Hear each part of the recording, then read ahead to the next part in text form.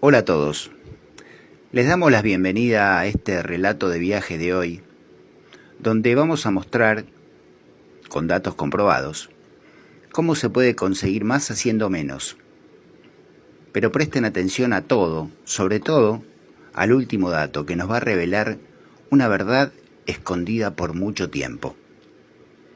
Siempre nos han enseñado que el esfuerzo lo logra todo, pero nunca nos dimos el lugar a pensar si esto puede ser cierto o no.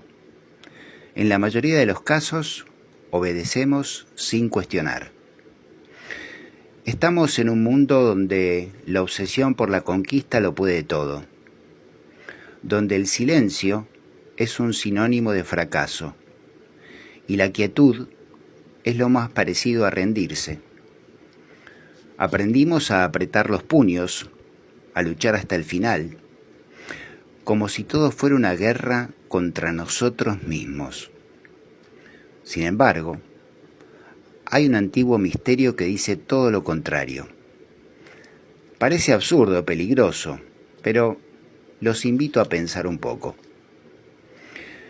¿Cuántas veces nos hemos forzado por un amor que no llegó, o un trabajo que por fin no se dio, o un momento de paz que desapareció justo cuando más lo perseguimos?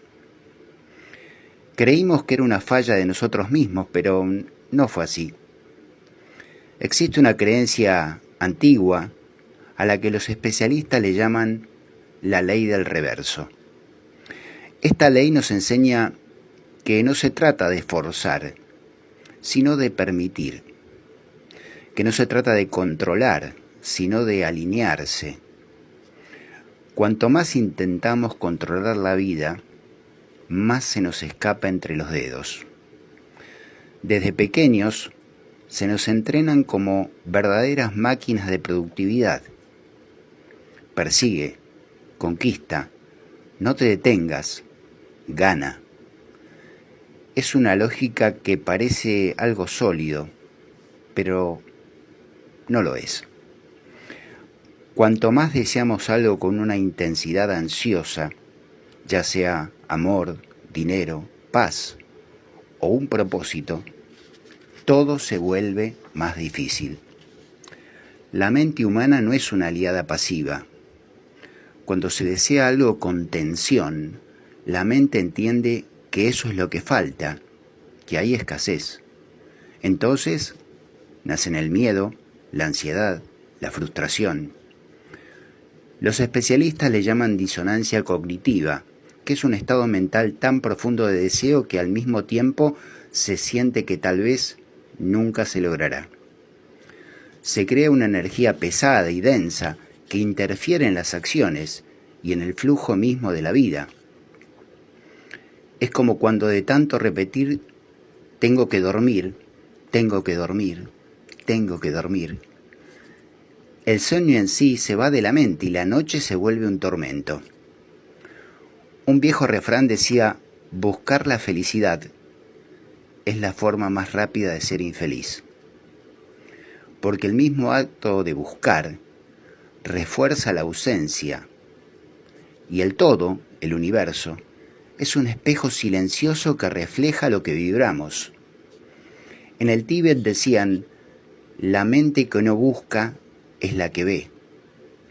Los ojos que se cierran son los que ven verdaderamente. Hay una gran diferencia entre esforzar y correr como huyendo, y caminar fluyendo en libertad. No buscando por carencia, sino creando desde la abundancia. Pero si esforzarse demasiado nos bloquea, ¿cómo actuar sin caer en la inercia? Esta es la diferencia entre la alineación y el control. Desde niños nos enseñan a controlar todo: el cuerpo, las emociones, los resultados, incluso los tiempos. Todo es como una ecuación matemática y nosotros los que operamos esa ecuación. Pero el control es una ilusión impulsada por el miedo y la ansiedad.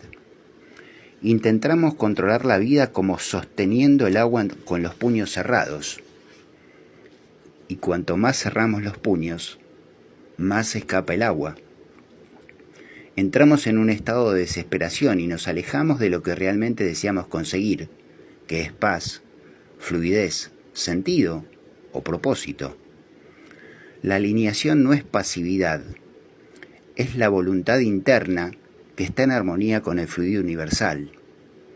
Es saber y sentir cuándo actuar y cuándo esperar. Es escuchar, no mandar. En el Tao se explica claro.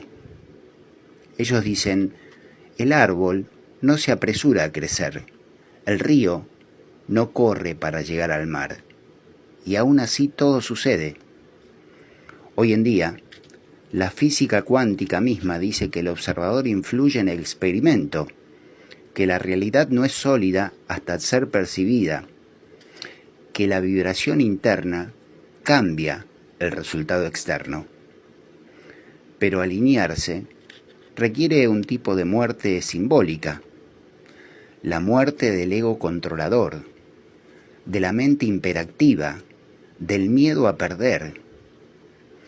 Es necesario dejar morir la idea de que sabemos todo, podemos todo y debemos todo. Empujar no es más sabio que permitir. Esto tiene mucho que ver con lo que vamos a explicar ahora. Algunas veces sucede que estamos escribiendo, bailando, pintando, o tal vez observando el atardecer en el cielo, sin pensar, sin juzgar, sin calcular. Solo estamos ahí, ligeros y completos. Parece una experiencia rara, pero le llaman estado del flujo.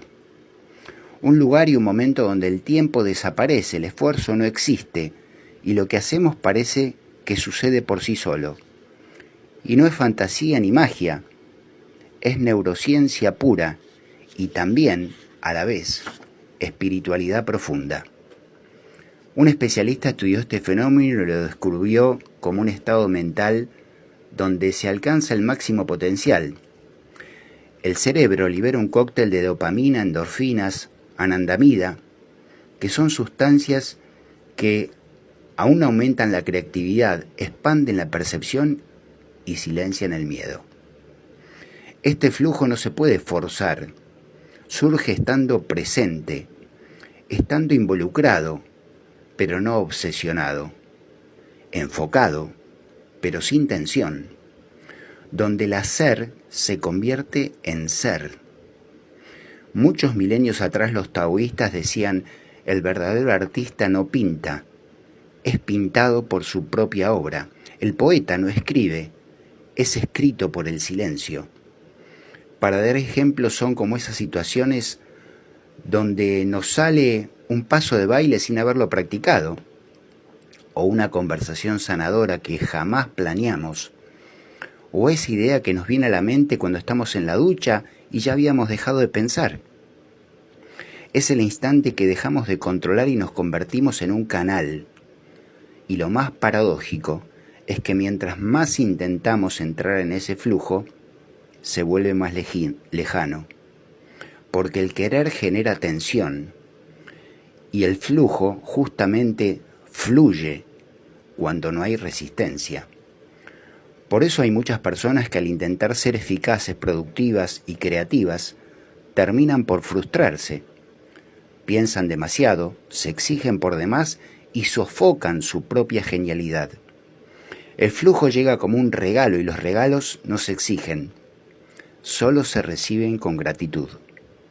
En la antigüedad, los egipcios en el templo de Isis escribieron: la fuerza no pertenece a quien se impone, sino a quien se disuelve en lo eterno, a su tiempo. Y aquí otro secreto, que es el de la entrega. Esto se trata de una fuerza que se consigue sin alzar la voz, ni tomar una espada, ni trazando un tipo de estrategia. Es la fuerza de la entrega que solo comprende cuando dejamos de confundir entrega con debilidad. Como si soltar fuera rendirse, o como si confiar fuera ingenuo.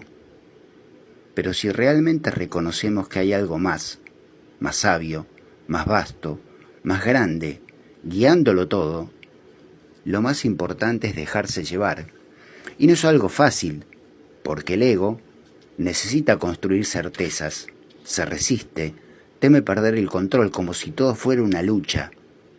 Pero llega un momento donde todo el esfuerzo se agota y en ese mismo cansancio se abre un espacio de paz, donde el miedo se disuelve y el alma por fin respira normalmente. En la tradición hindú, Krishna le enseña a Arjuna a activar con presencia pero sin ansiedad, a hacerlo mejor sin depender del resultado.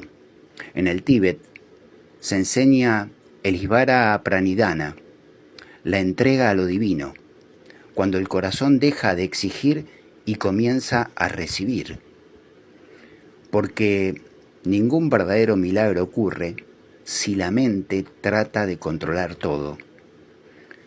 La psicología habla de aceptación radical, que es aceptar plenamente la experiencia del momento presente, sin juicio y sin resistencia. Esto en parte reduce el sufrimiento. Rendirse y aceptar no es ausencia de acción, es actuar sin tensión. Es un estado de presencia que disuelve el cómo actuamos y la vida que sucede. No se impone una voluntad, se colabora con el todo. Y esto lo vemos en la práctica todo el tiempo. Cuando dejamos de insistir en alguien que no nos ve, o cuando aceptamos una pérdida sin entender el porqué. Algo se abre, y no es que los problemas desaparezcan, pero dejan de aplastarnos, porque dejamos de luchar. La entrega trae respuestas inesperadas, personas que suman, señales claras donde antes había un mutismo y un silencio total.